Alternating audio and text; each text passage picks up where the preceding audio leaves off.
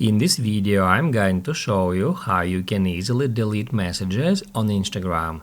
Be sure to watch the video to the very end so you don't make any mistakes. Let's get started, guys, and first off, open up Instagram app and then just swipe over to the right to head over to your conversations list. After that, enter a conversation. As you can see, I got some messages here from my side and from the recipient's side. And if we would like to delete our own message, we can easily do so. To delete a message, we need to long press on it, then tap at unsend.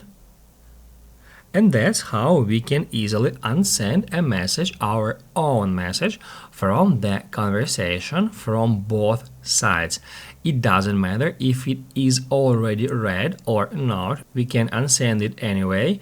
However, by doing that, we cannot delete our recipient's messages.